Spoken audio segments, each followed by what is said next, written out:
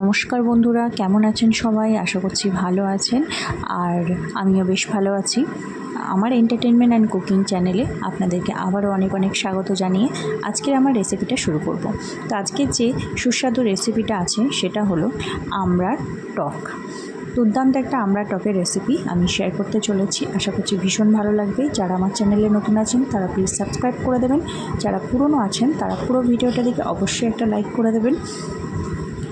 তো চলুন দেখে নেওয়া যাক। তো আমরা এখন বাজারে বেশ ভালোই অ্যাভেলেবেল হয়েছে। তো এই আমড়াগুলো না পাকা আমড়া নয়, এগুলো কাঁচা আমড়া। তারপরে কাঁচা আমড়াগুলো গাছ থেকে পেড়ে নিয়ে আসা হয়েছিল আমাদের। আনার পরে এটাকে বোটাগুলো সব খোসাগুলো ভালো করে ছাড়িয়ে ধুয়ে রেখে দিয়েছি। ধোয়ার পরে এই যে আমড়াগুলোকে আমি একটা চিকের মধ্যে পুড়ে এটাকে একটু থেতো করে নেব। চিকের মধ্যে এই জন্যই পোড়া যাতে এটা ছিটকে না যায়। শিল নোড়ায় ভাঙলে পারে মানে একটা অসুবিধা হতে পারে, তার জন্য আমি চিকের মধ্যে পুড়ে এভাবে নোড়া দিয়ে ভালো করে এগুলোকে থেতো করে নিচ্ছি যাতে ছিটকে বাইরে বেরিয়ে না আসে, প্লাস ভালো করে থিতো হয়ে যায়। আর এগুলো একটু ছিপড়ি আটি হয়েছে।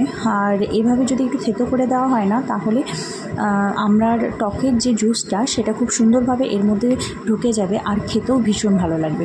তার জন্যই আমি এভাবে করেছি। তবে আপনারা চাইলে অবশ্যই শিল নোড়াতেও ভেঙে নিতে পারেন, কোনো অসুবিধে নেই। তো এই যে দেখাই এবার আপনাকে, ভাঙার পরে ঠিক এরকম দেখতে হয়েছে। দেখতেই পাচ্ছেন ভালো করে মিশিয়ে নেওয়ার মতো হয়েছে। এবার এগুলোকে না টকে দিলে পুরো জুসটা খুব ভালো করে সোপ করবে এবং খেতেও খুব সুন্দর লাগবে। তো চলুন এবার শুরু করা যাক। তো একটা কড়াই চাপিয়েছি, কড়াইয়ে পরিমাণ মতো তেল দিয়ে দিয়েছি। তেল দেওয়ার পরে আমি এখানে একটা শুকনো লঙ্কা নিয়েছি, ঝালটা অবশ্যই আপনাদের স্বাদ অনুযায়ী দেবেন। তারপরে এখানে আমি নিয়েছি কিছু কালো সর্ষে, সাদা কালো সর্ষে। আপনারা যে কোনো এক রকমের সর্ষে নিতে পারেন, আমি দু রকমের সর্ষেই দিয়েছি। তারপরে আমার এই থেতো করে রাখা আমড়াগুলো তেলের উপরে দিয়ে দিলাম। এবার এগুলোকে ভালো করে একটু নেড়েচেড়ে ভেজে নেব। একটু কালারটা চেঞ্জ হওয়া পর্যন্ত এটাকে ভেজে নেব। সামান্য পরিমাণে হলুদ আর সামান্য পরিমাণে নুন অ্যাড করে দেবো এর মধ্যে।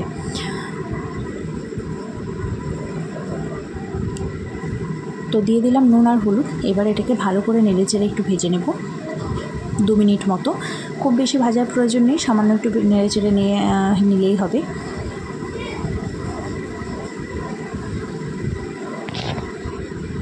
তো এই যে কালারটা সামান্য চেঞ্জ হয়ে গেছে, দেখতেই পাচ্ছেন। এতটা ভাজলেই হবে, খুব বেশি গোল্ডেন ব্রাউন করে বা লাল লাল করে ভাজার কোনো প্রয়োজন নেই। তারপরে এর মধ্যে এবার আমি পরিমাণ মতো জল অ্যাড করে দেবো। ব্যাস, জলটা দিয়ে এবার এটাকে আমি মিনিট 5 মতো ঢাকা দিয়ে দেবো। আর মাঝে মাঝে একবার করে দেখে নেব। ঢাকা দিয়ে এটাকে একটু সিদ্ধ করতে দেব। তো গ্যাসের ফ্লেমটা বাড়িয়ে এটাকে ঢাকা দিয়ে দিলাম।